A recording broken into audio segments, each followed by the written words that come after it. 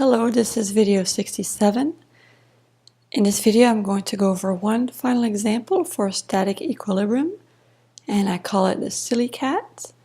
So in this problem we have a silly cat and he's stuck on the strut 1 meter from the wall. The strut weighs 200 newtons. The system is in static equilibrium. So first of all, this is a two-part problem. The first part, we want to figure out what prevents the strut from falling. It is not attached to the wall. So again, this is not super realistic because in reality there wouldn't be enough friction to prevent this from falling, but in reality it would be attached. The problem would work the same way. I just wanted us to think about the different forces that could be in the problem. So in this case, if it's not attached to the wall, well, there still has to be some kind of force here that prevents this from falling. So on the right hand side we have a tension force that's keeping it up. On the left hand side we've got to have friction that prevents this from falling. And we also have a normal force acting on the cat. So what we want to do in this problem is we want to figure out what is the tension in the string. And we are given the mass of the cat was 4 kilograms. Now really pay attention to the way that we are given these things.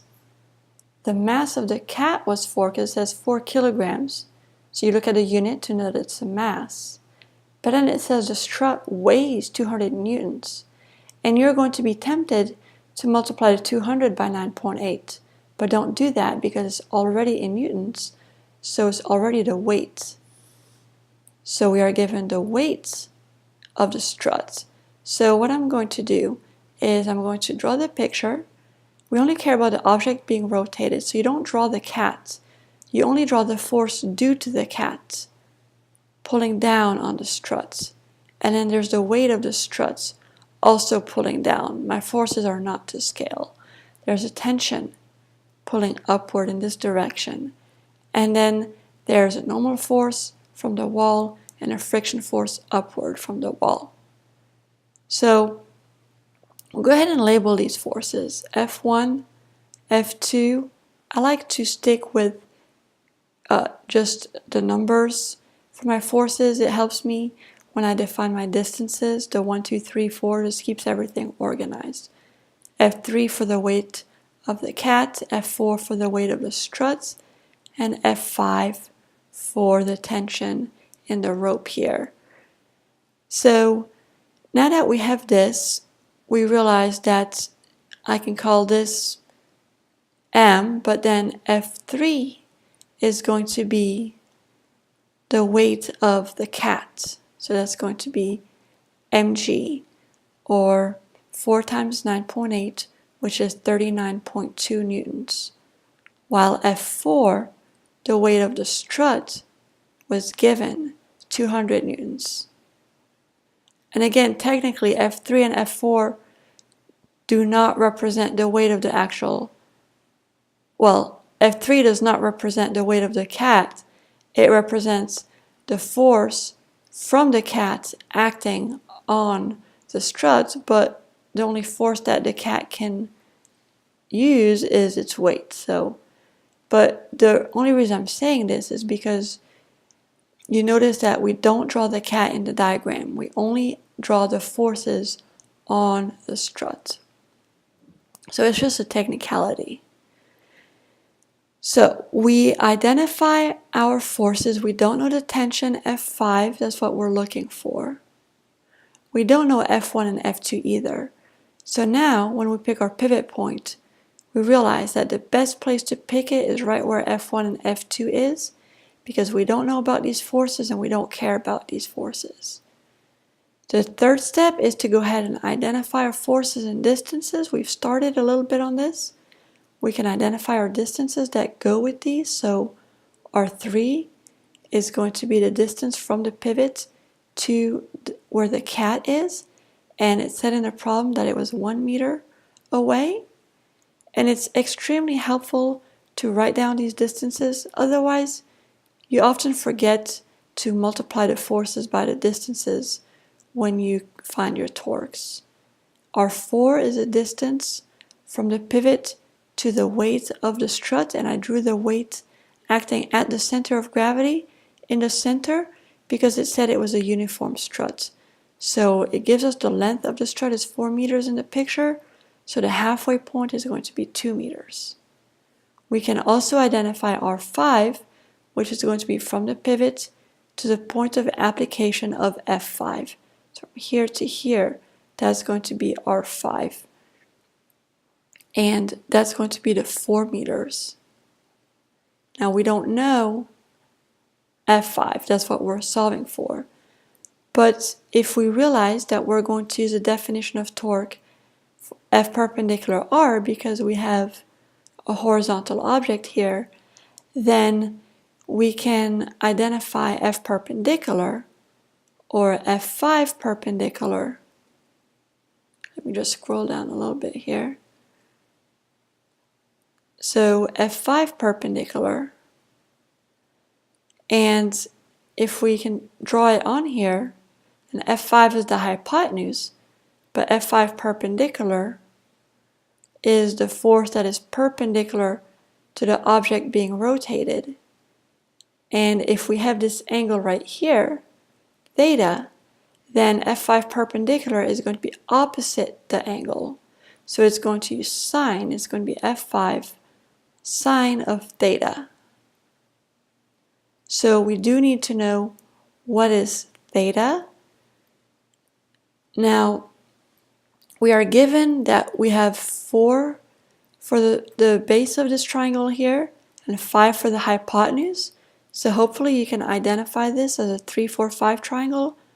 If one side is 4 and the hypotenuse is 5, then you know the other side is 3. If you don't know this, you can use the Pythagorean theorem to figure it out.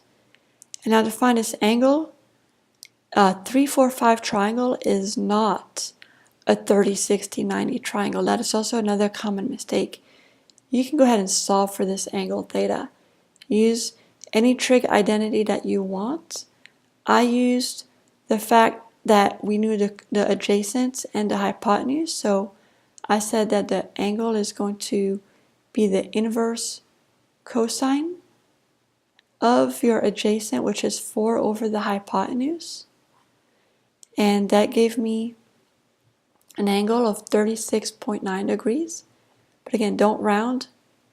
I'm only rounding for this paper here. So now we finally have everything that we need. Now we can go ahead and sum up the torques equal to 0. We have our pivot points.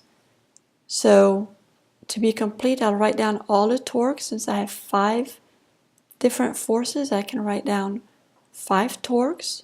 Torque 1, torque 2, torque 3, torque 4, and torque 5.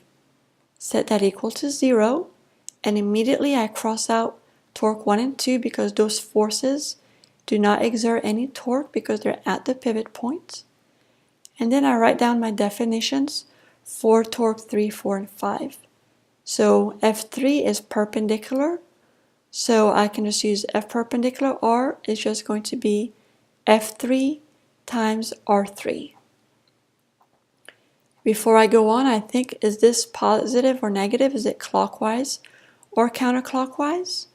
If you fix this point, you can see that F3 pulls it clockwise. So that's a negative torque, so you make sure to put that negative in front of that torque there. And then torque 4 is also going to be a negative torque because it causes a clockwise rotation as well. So minus F4R4. Now torque 5, if you fix this point and you pull upward, you can see this whole object here would rotate counterclockwise. So that's going to be positive F5 perpendicular times R5. The sum of all those torques equal to 0. Now we can go ahead, plug in what we know. Let's go ahead and plug in F5 sine theta for F5 perpendicular. So let me go ahead and move the negative terms to the other side. So I'm going to have F5 sine theta times R5, that's this term right here. Then move the other two terms to the other side, equals F3R3 plus F4R4. So again, I strongly suggest that you label the forces with numbers so that you have your distances with numbers, so that you don't forget to multiply the forces by distances. Otherwise, it's a common mistake to just start summing up the forces and forgetting those distances. So now we can go ahead and solve for our unknown, which is F5. So F5 is going to equal F3R3 plus F4R4 over sine of theta, which was 36.9 degrees, times R5. Everything is defined. I'll go ahead and plug them in. 39.2 times 1 plus 200 times 2 over sine of 36.9 degrees times 4. Plug all of this in, and I got 183 newtons as the tension in that rope.